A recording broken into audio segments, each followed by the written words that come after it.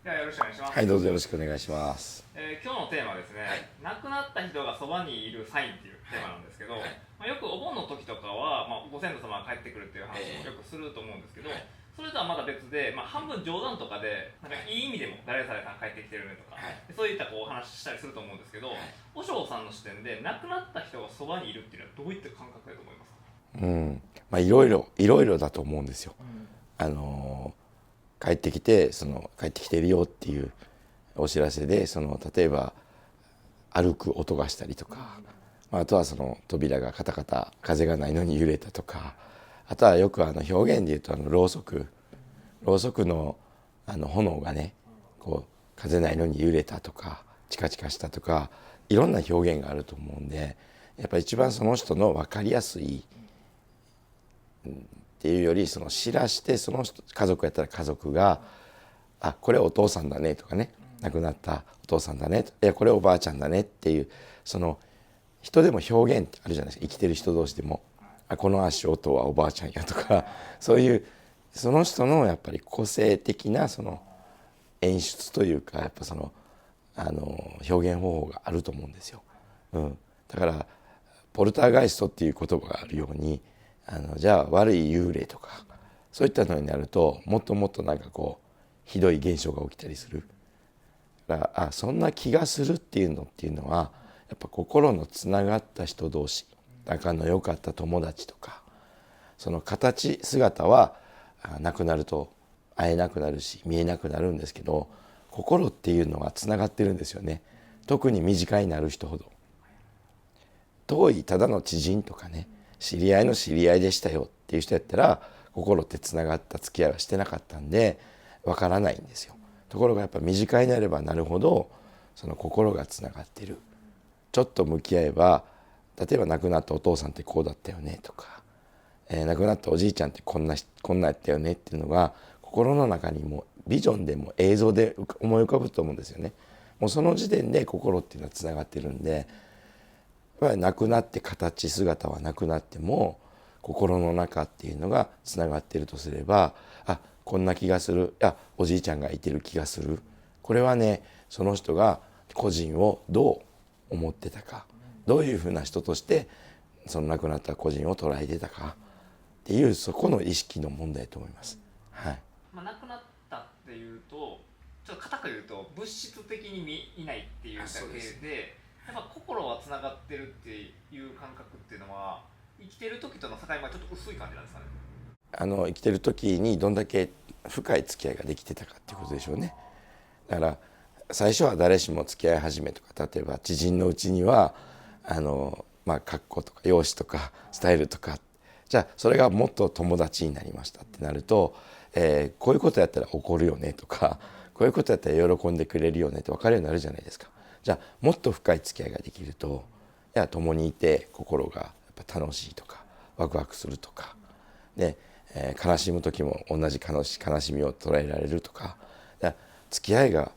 深くなればなるほど心とか感情っていうのはつながってくると思うんですよ。っていうことはやっぱ形がなくなってもエネルギーとしては亡くなった人とちゃんとつながってるっ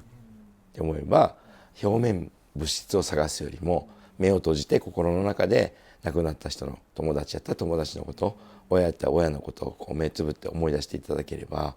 そこにもう存在している、すでに。要は心がね窓口なんですよね。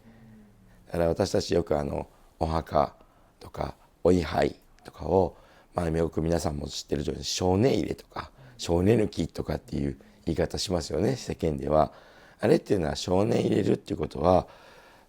魂をそこに宿すことじゃないんですよ。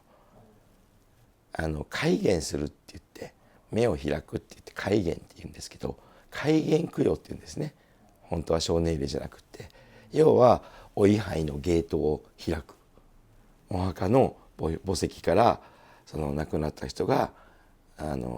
出てこれるって言ったらあれですけども、そこに、存在できるようにドアを開くみたいな感じ。だからゲートができるんですよ。こっから出てきてねと、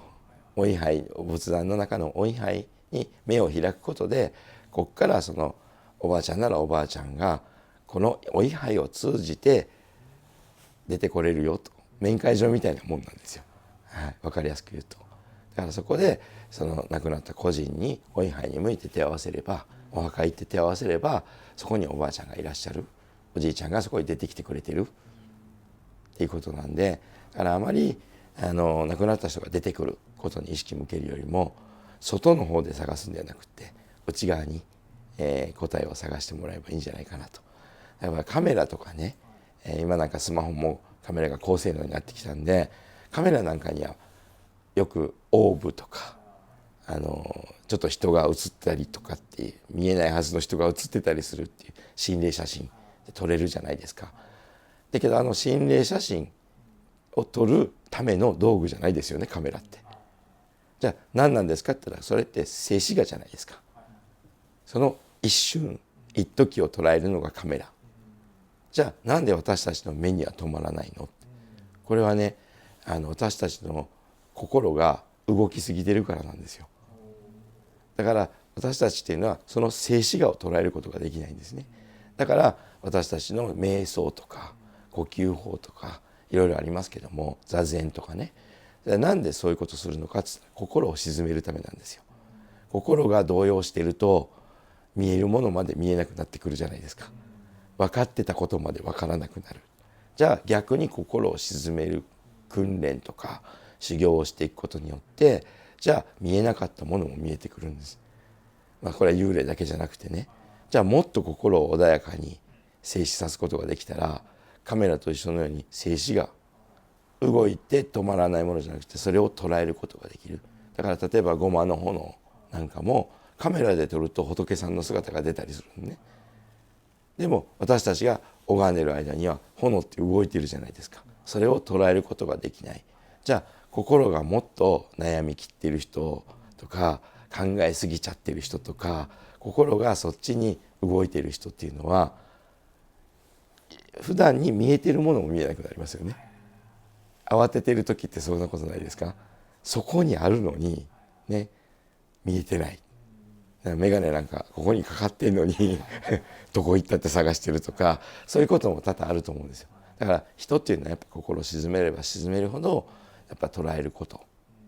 できると思いますし、そういった意味ではじゃあ亡くなった人と出会いたければ自分の心と向き合ってみれば、そんな気がするっていうのが確かな答えになってくるんじゃないかなと思います。はい、